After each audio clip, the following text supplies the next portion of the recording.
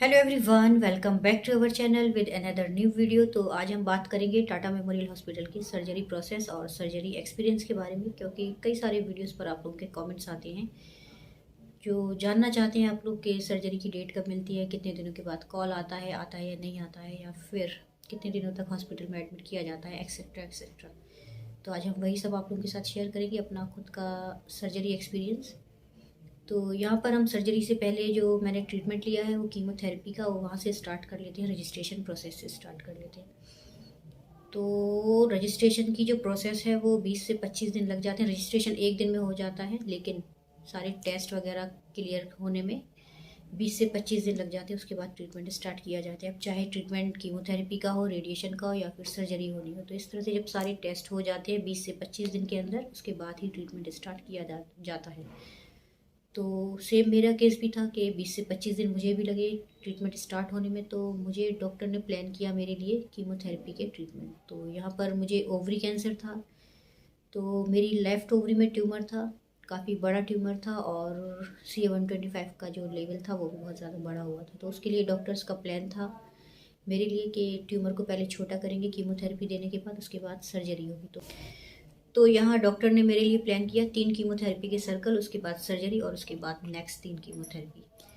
तो यहाँ जब मैंने 3 कीमोथेरेपी के सर्कल्स ले लिए 21-21 दिन के गैप में, उसके बाद मेरी सर्जरी होनी थी। लेकिन फिर से मेरा सिटी स्कैन हुआ, फिर से मेरा CA-125 ब्लड टेस्ट हुआ, लेकिन सिटी स्कैन की जो रिपोर्ट थी वो ट्यूमर काफ़ी छोटा हो चुका था 3 कीमो सर्कल लेने के बाद, और CA-125 का लेवल भी डाउन हो गया था। लेकिन सर्जरी के लिए वहाँ पर डेट बहुत ज़्यादा मुश्किल से मिलती है। कई सारे मुझसे भी पहले पेशेंट थे जिनकी सर्जरी होना थी, और बेड हमेशा फुल रहते हैं वहाँ पर। तो इस वजह से फिर डॉक्टर ने प्लान किया मुझे एक कीमो देने का, और तो मतलब टोटल मेरे 4 कीमोथेरेपी के सर्कल्स हुए फिर से 21 दिन के गैप में।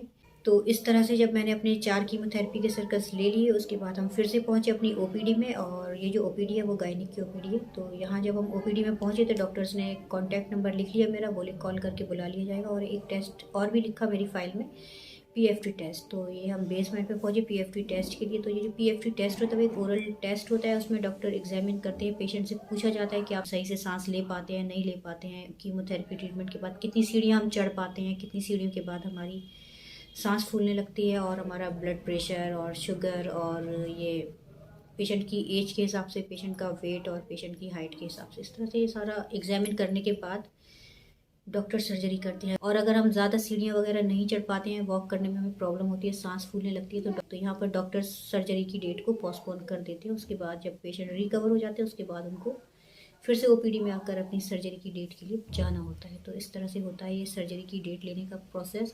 और फिर PFT टेस्ट के बाद हम दूसरे डॉक्टर से मिले, और उन डॉक्टर्स ने हमें सजेस्ट किया कि किस तरह की आपकी सर्जरी होना है। और अगर पेशेंट को कैंसर, ये उनकी बीमारी ख़त्म हो जाती है कीमोथेरेपी के बाद, और पेशेंट की एज अगर कम है और वो कंसीव करना चाहें, तो ये यूट्रस रिमूवल सर्जरी की ज़रूरत नहीं होती है। तो यहाँ पर मुझसे भी पूछा गया था कि यूट्रस रिमूवल सर्जरी आपकी करवानी है या नहीं होनी है।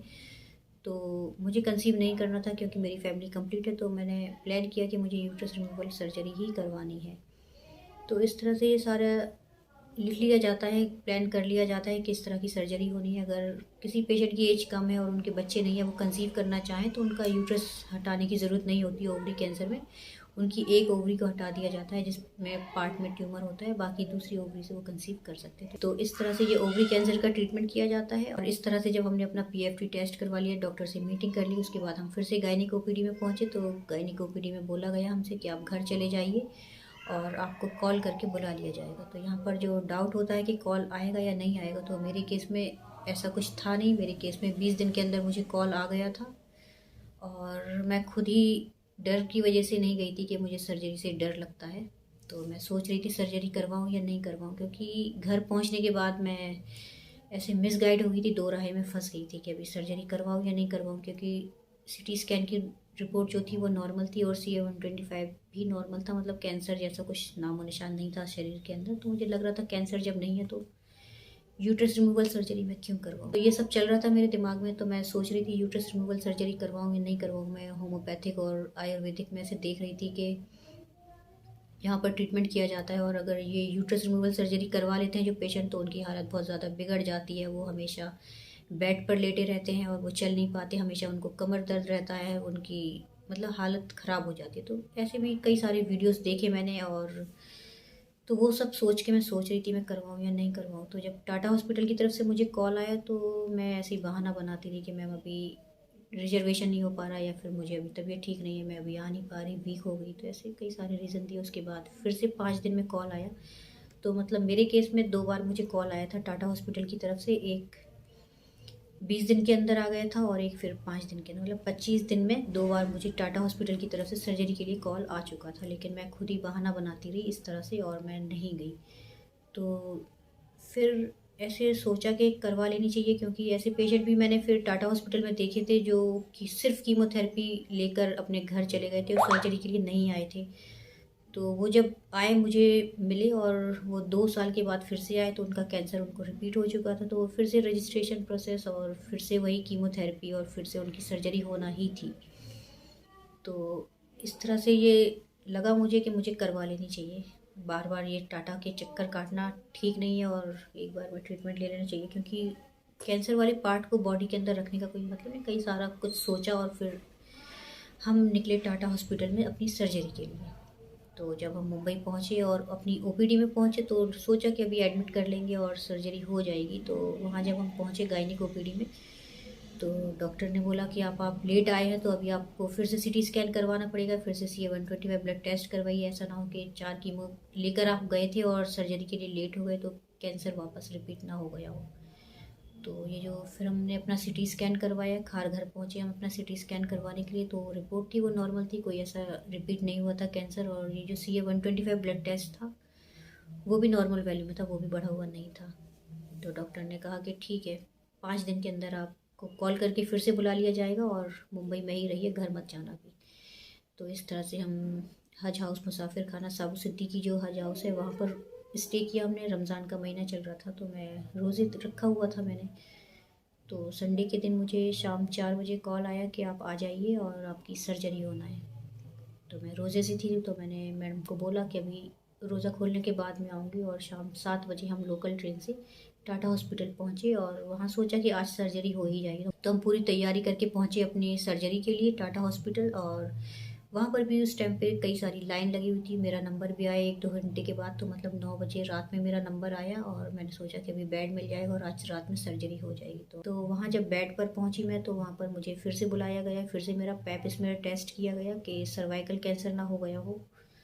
तो इस तरह से वो भी नॉर्मल था, ऐसे सर्विक्स में कोई कैंसर नहीं था। तो डॉक्टर ने फिर मुझे एडमिट कर लिया। 2 दिन तक मुझे हॉस्पिटल में रखा गया टाटा हॉस्पिटल में, और ऐसे ड्रेस वगैरह पहना दी हॉस्पिटल में सर्जरी के लिए। और मुझे फास्टिंग करने के लिए बोल दिया कि अभी खाली पेट रहना है आपको और आपकी सर्जरी होना है सुबह। फिर शाम को फिर से एक डॉक्टर आई, उन्होंने मुझे बताया कि आपकी सर्जरी किस तरह से होना है। तो मुझे पता था कि मेरी यूट्रस रिमूवल सर्जरी होना है, ये ओवरी कैंसर की है। तो डॉक्टर ने कहा कि यूट्रस रिमूवल सर्जरी होना है, ये आपको ओवरी कैंसर है, लेकिन आपकी जो सर्जरी होना है वो दूरबीन द्वारा नहीं होगी, वो पूरा पेट काट कर ओपन सर्जरी की जाएगी। क्योंकि कभी कभी कैंसर ऐसा होता है कि वो विजिबल नहीं होता है। कभी कभी जब डॉक्टर सर्जन पेट काटते हैं तो उनको कुछ बीमारी उस टाइम पे नज़र आती है, तो वो उस पार्ट को भी हटा देते हैं। तो इस तरह से ये पेट को पूरा ओपन करके आपकी सर्जरी होगी। और उसके बाद अगर कोई डॉक्टर को लगा है कि यहाँ पर भी इस पार्ट में कैंसर है तो वो हटा दिया जाएगा। और अगर आपका ये संडास का रास्ता जो पॉटी का रास्ता है वहाँ से भी अगर कोई इन्फेक्शन दिखा तो डॉक्टर वो पार्ट को हटा देंगे। उसके बाद आपको एक आर्टिफिशियल बैग लगा दिया जाएगा, तो आपका जो मोशन वगैरह होगा वो वहाँ से होगा डायरेक्ट। आपकी ये जो सप्लाई है जो नॉर्मली वो हटा दी जाएगी। तो अभी डर लग रहा था, अरे यार ये किस टाइप की सर्जरी होने वाली है। तो ये सब भी डॉक्टर ने खुलकर पेशेंट को बता दिया, मतलब मुझे बता दिया किस तरह की हो रही है। तो मैं थोड़ा सा डर गई थी कि अभी क्या होने वाला है, किस तरह की ये सर्जरी होगी मेरी। लेकिन मैंने सोचा कि चलो आ ही गए हैं सर्जरी के लिए, देखा जाएगा जो होगा।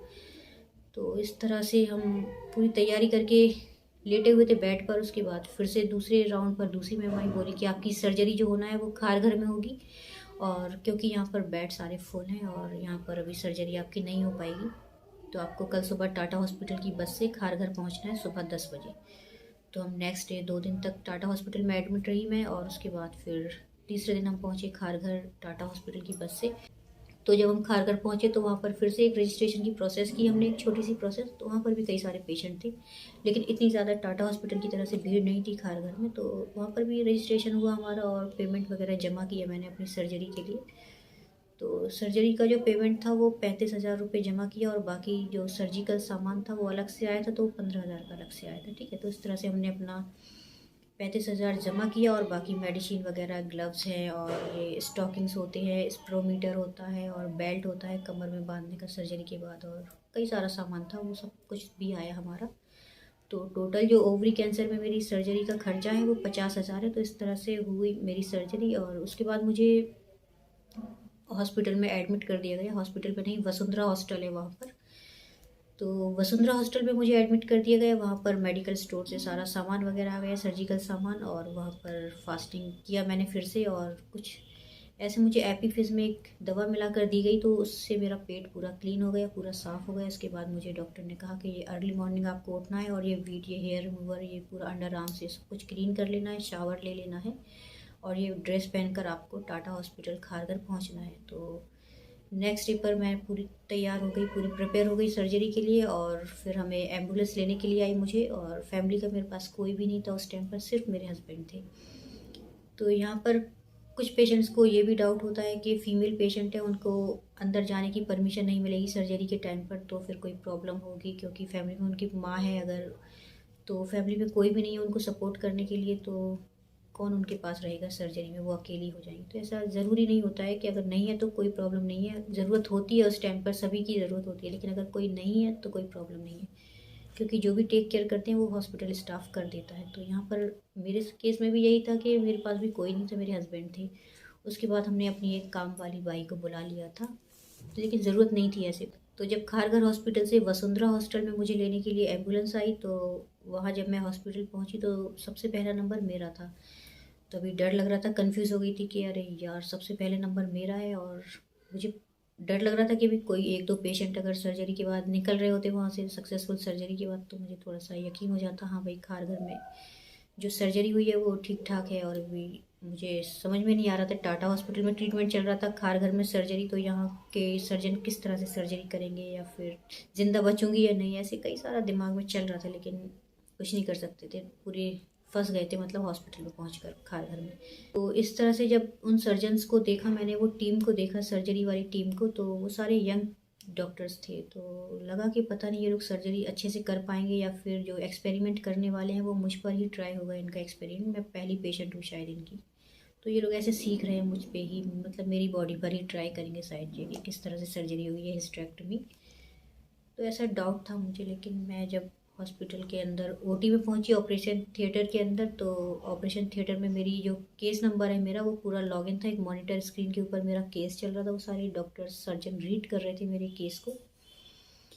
तो इस तरह से फिर मुझे एक बेड के ऊपर लिटा दिया गया, और ये जो बेड था वो 0 डिग्री टेम्परेचर में था, मतलब एक जैसे मुझे फ्रीज़र के अंदर लिटा दिया गया हो, तो काफ़ी ठंडा था, मुझे ठंड लगी, तो डॉक्टर्स ने मुझे एक शीट, मतलब एक वार्म शीट मुझे बॉडी के ऊपर कवर कर दी। उसके बाद मुझे गर्माहट मिली, तो मैं ऐसे लेट गई, और फिर मुझे बोला गया कि आपको एक लोकल एनेस्थीसिया, आपको बेहोशी का इंजेक्शन देंगे हम, उसके बाद आपकी सर्जरी होगी। तो मैंने कहा ओके। तो मुझे फिर हाथ में एक बेहोशी का इंजेक्शन दिया गया, उसके बाद पूरी फुल बॉडी मेरी बेहोश हो गई, मुझे कुछ भी होश नहीं है। फिर 2 या 3 घंटे के बाद मुझे बाद में हल्का सा होश आया, तो मुझे एक मैम की आवाज़ सुनाई दी मेरे कानों में कि आपकी सर्जरी हो चुकी है, और आपको पता है कि किस टाइप की आपकी सर्जरी हुई है। तब मुझसे बोला नहीं जा रहा था, क्योंकि सर्जरी के बाद ऐसे बोलना बहुत ज़्यादा मुश्किल होता है, आवाज़ भी नहीं निकल रही थी। तो मैंने कहा हाँ मुझे याद है कि मेरी हिस्टेरेक्टमी हुई है। बोले ओके, पेशेंट ठीक है, मतलब पेशेंट बोल रहे हैं, उनकी याददाश्त ठीक है। और फिर मुझे उसके बाद आईसीयू में रखा गया 2 दिन तक, और अच्छी खासी टेक केयर की जाती है, काफ़ी अच्छे से डॉक्टर्स ट्रीट करते हैं पेशेंट को। तो वहाँ पर टूथब्रश वगैरह मुझे करवाया गया, गर्म पानी दिया, मतलब सब कुछ अच्छे से केयर की जाती है, फैमिली की ज़रूरत नहीं होती वहाँ पर आईसीयू में। तो वहाँ पर नेक्स्ट डे पर मुझे वॉक करने को बोला, मुझे सपोर्ट देकर डॉक्टर्स ने चलाया, अपने मेरे हाथों को अपने कंधे के ऊपर रखकर मुझे सपोर्ट देकर मुझे वॉक कराया थोड़ा थोड़ा, मतलब चलना और मूव करना बहुत मुश्किल होता है, लेकिन डॉक्टर्स का कहना होता है कि सर्जरी के बाद चलना ज़रूरी होता है। तो अगर किसी पेशेंट की सर्जरी होने वाली है या फिर हो चुके, तो वो वॉक करते रहें, जिससे कि उनके पैरों में सूजन ना आए, या फिर पैर उनके सुन्न ना हो पाए, खून वगैरह जो है वो जम ना पाए। तो इस तरह से सर्जरी के बाद वॉक करना ज़रूरी होता है, वॉक करते रहें। ठीक है, तो इस तरह से 2 दिन तक आईसीयू में रखे, उसके बाद हम जनरल वार्ड में आ गए। तो जो टाटा हॉस्पिटल में मुझे बोला गया था कि सॉरी। तो जो टाटा हॉस्पिटल में मुझे बोला गया था कि आपको ये आर्टिफिशियल ये लगा दिया जाएगा संडास के रास्ते में, मतलब सर्जरी के बाद जब मुझे थोड़ा बहुत अच्छे से होश आया तो मैंने वो देखा कि मुझे एक नाक में कैथेटर था, एक यूरिन का कैथेटर था, एक पाउच यूरिन वाला था, एक गंदा खून वाला था। तो मैं वो देख रही थी कि वो वाला जो बैग डॉक्टर बोले थे वो कहाँ पर है। तो फिर देखा कि वो उस टाइप का कुछ ऐसी सर्जरी नहीं हुई थी, सिर्फ ओवरी कैंसर का हिस्टेक्टमी हुई है, यूट्रस रिमूवल सर्जरी हुई है मेरी। तो इस तरह से ये सर्जरी हुई थी, मतलब ये था कि पेट में कहीं और कैंसर नहीं था, ऐसे कोई जो डॉक्टर ने वहाँ बोला था वैसा कुछ सर्जन को नज़र नहीं आया। तो मतलब मेरी सर्जरी सिर्फ बच्चेदानी का ये ऑपरेशन हुआ है। तो इस तरह से ये मेरी कंप्लीट सर्जरी हो गई थी। उसके बाद 5 दिन तक मुझे हॉस्पिटल में रखा गया और ये कुछ ऐसे ड्रग्स वगैरह दवा वगैरह में कुछ दिया जाता है, ऐसे कुछ प्रोटीन वगैरह, तो भूख लगती नहीं है, खाने वगैरह नहीं दिए जाते 3 दिन तक।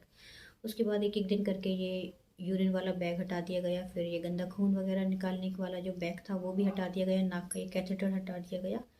और उसके बाद तो सर्जरी के चौथे दिन से मुझे खाना मिला था, मतलब मैस का ऐसे हल्का फुल्का खाना, लिक्विड डाइट्स टाइप के मुझे मिले थे। उसके बाद 5वें दिन मेरी छुट्टी हो गई थी।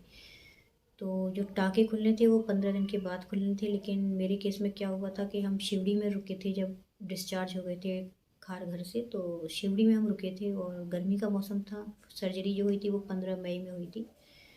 तो हम जब शिवड़ी में पहुँचे तो 2 बजे रात में मैं ऐसे अपने टाँकों को खोल कर सो रही थी, क्योंकि उसके ऊपर अगर कोई कपड़ा या फिर मेरे खुद के कपड़े अगर ऐसे कवर करती ना तो वो ऐसे तकलीफ़ हो रही थी, दर्द हो रहा था मुझे। तो मैं ऐसे ओपन सो रही थी।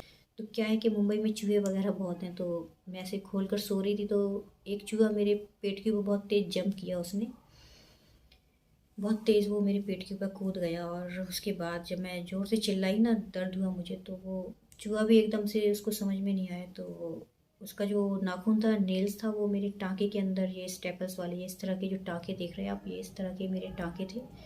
तो ये जो एक टाँका है वो चूहे ने ही इस तरह से पूरा खोल के वो चला गया, तो मतलब खींच कर ले गया था मेरा एक टाँका। तो मतलब ताज़ा ताज़ा एकदम फ्रेश ऑपरेशन था, नया नया, और चूहा एक टाँका खींच के ले गया मेरा।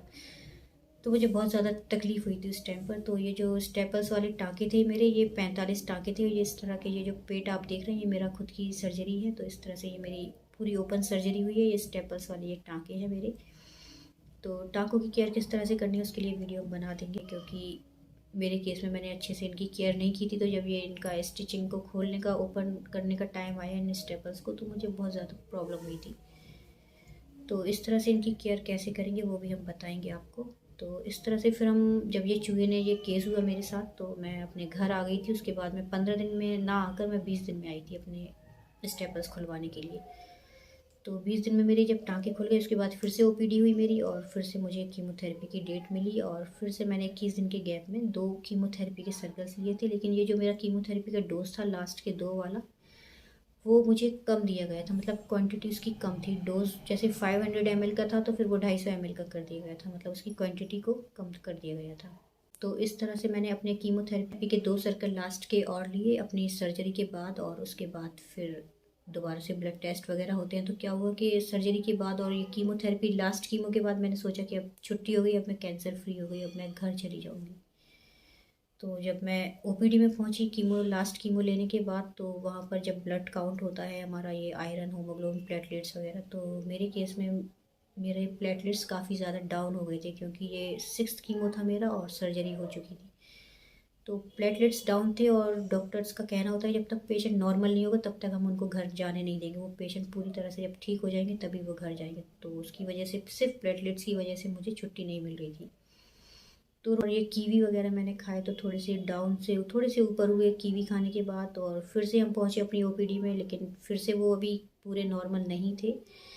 तो फिर से अपने आप को थोड़ा सा प्रिपेयर किया। तो ओपीडी में फिर से ब्लड टेस्ट जब हुआ, तो फिर से प्लेटलेट्स काउंट किए, तो प्लेटलेट्स हल्के ऊपर आ गए। लेकिन डॉक्टर ने उस टाइम पर फिर से छुट्टी नहीं दी, बोले कि अभी पूरे नॉर्मल नहीं है। उसके बाद फिर से हम 1 हफ्ते तक रुके, और जब प्लेटलेट्स वगैरह पूरे क्लियर हो गए, मतलब नॉर्मल हो गए, तब डॉक्टर ने कहा कि अभी आप जाइए, और अब आपका जो फर्स्ट फॉलोअप होगा वो 4 मंथ के बाद आना आप। तो मैं 4 मंथ के बाद अपने फर्स्ट फॉलोअप में गई थी। तो इसी तरह से मेरे फॉलोअप्स जो थे 2 साल तक 4 मंथ के होते रहे। और 2 साल के बाद अभी जो मेरा फॉलोअप था वो 6th फॉलोअप, वो 2 साल के बाद 6 महीने का कर दिया गया है। तो अभी मैं 6th फॉलोअप में गई थी 6 महीने के बाद, और अभी फिर से जाऊँगी मार्च में 6 मंथ के बाद। तो अभी जो मेरे फॉलोअप्स हैं वो 6 मंथ के हैं, और मैं एक सर्वाइवर हूँ, 3 साल हो चुके हैं ट्रीटमेंट को। तो मैं ओवरी कैंसर सर्वाइवर हूँ और अभी कोई प्रॉब्लम नहीं है, जो भी मैं आप लोगों के सामने हूँ। और आई होप कि आप लोग इस वीडियो को देखकर समझ गए होंगे कि सर्जरी की डेट मिल जाने के बाद भी सर्जरी इतनी जल्दी नहीं होती है। कई सारी परेशानियों को फिर भी फेस करना होता है, और इन सारी परेशानियों को फेस करने के बाद भी मैं टाटा हॉस्पिटल के बारे में सिर्फ यही कहूँगी कि टाटा मेमोरियल हॉस्पिटल मुंबई परेल जो है वो इंडिया का बेस्ट और सबसे अच्छा कैंसर हॉस्पिटल है कैंसर ट्रीटमेंट के लिए। और अगर टाटा हॉस्पिटल की ऑन्कोलॉजी टीम के बारे में बात करें तो टाटा हॉस्पिटल का जो पूरा स्टाफ है, पूरे डॉक्टर्स वगैरह है, पूरी ऑन्कोलॉजी जो टीम है वो काफ़ी अच्छी है। पेशेंट के साथ अच्छे से ट्रीट करती है, अच्छी तरह से समझा देते हैं और पोलाइटली बात करते हैं। तो पेशेंट को एक कॉन्फिडेंस आता है, पेशेंट को एक होप मिलती है कि हम यहाँ से ठीक हो जाएंगे। तो इस तरह की टाटा हॉस्पिटल की पूरी टीम है, ऑन्कोलॉजी टीम। और अगर खारघर के ऑन्कोलॉजी टीम के बारे में बात करें, खारघर की सर्जन ऑन्कोलॉजी टीम के बारे में बात करें, तो वहाँ के जो सर्जन है वो माशाल्लाह। और सर्जरी के बाद जब पेशेंट्स को जनरल वार्ड में शिफ्ट कर दिया जाता है तो डॉक्टर्स की टीम हमेशा पेशेंट के आसपास होती है। पेशेंट को हर टाइम देखने के लिए आते हैं, चेक करने के लिए आते हैं, अच्छी तरह से उनसे बात करते हैं। तो पेशेंट को फैमिली के बाद जो एक ट्रस्ट होता है, वो सिर्फ और सिर्फ जो कॉन्फिडेंस मिलता है वो डॉक्टर्स से ही मिलता है। खारघर के डॉक्टर्स हों या फिर टाटा हॉस्पिटल के डॉक्टर्स टीम हो। तो इस तरह से टाटा हॉस्पिटल परेल और ये जो खारघर टेवी मुंबई खारघर है, वो वहाँ के जो डॉक्टर्स की टीम है वो सारी की सारी अच्छी है। तो मेरा जो रिव्यू है, जो मैं रिव्यू करने के लिए ये वीडियो भी बनाया है मैंने, सर्जरी एक्सपीरियंस और सर्जरी का जो प्रोसेस है, और एक रिव्यू जो खारघर के लिए मैं कर रही हूँ। वो सबसे अच्छा हॉस्पिटल है खारघर का, सर्जन भी अच्छे हैं, भरोसा है कि हाँ भाई डॉक्टर्स यंग हैं तो कोई प्रॉब्लम नहीं है। क्योंकि पहले मेरी सोच में था कि जो डॉक्टर जो सर्जन होते हैं वो उनकी अगर एज होती है तो उनके पास एक्सपीरियंस ज़्यादा होता है, एज के हिसाब से उन डॉक्टर्स के पास, उन सर्जन के पास एक्सपीरियंस ज़्यादा होता है, वो अच्छे से सर्जरी कर लेते हैं। लेकिन यहाँ पर यंग डॉक्टर्स को देखने के बाद मेरी सोच बदल गई सर्जरी करवाने के बाद कि नहीं, यंग होने से कुछ नहीं होता है। उनके पास एक्सपीरियंस बहुत ज़्यादा है, वो प्रोफेशनल हैं। जो सर्जन है खारघर के वो प्रोफेशनली एक्सपर्ट हैं, काफ़ी अच्छे से सर्जरी कर लेते हैं। तो मतलब एक कॉन्फिडेंस जागा मेरे अंदर के खारघर का जो हॉस्पिटल है वो अच्छा है सर्जरी के लिए। और वहाँ का जो इन्वायरमेंट है वो भी अच्छा है। सर्जरी के बाद पेशेंट अच्छी तरह से रिकवर हो जाते हैं, क्योंकि वहाँ पर एटमॉस्फेयर जो है, हवा है, नेचुरल हवा मिलती है वहाँ पर, और वॉक करने के लिए भी काफ़ी अच्छा एरिया मिल जाता है। तो पेशेंट की रिकवरी खारघर हॉस्पिटल में अगर सर्जरी करवाने के लिए जाते हैं तो वो जल्दी रिकवर हो जाते हैं। सेम मेरे केस में यही हुआ है। तो वॉक करते रहें और हमेशा स्वस्थ रहें, और ऑल द बेस्ट। तो इस तरह से होता है टाटा हॉस्पिटल में सर्जरी का प्रोसेस और ये कैंसर ट्रीटमेंट का प्रोसेस। और आई होप कि हमारा ये वीडियो आप सभी के लिए हेल्पफुल रहा होगा। वीडियो हेल्पफुल रहा हो तो लाइक कर लीजिए, चैनल पर नए हैं तो सब्सक्राइब कर लीजिए, बेल आइकन को प्रेस कीजिए आने वाले नए अपडेट्स के लिए। अगले वीडियो में फिर मुलाकात होगी, तब तक के लिए थैंक यू, और थैंक यू फॉर वॉचिंग। अपना ख्याल रखिए।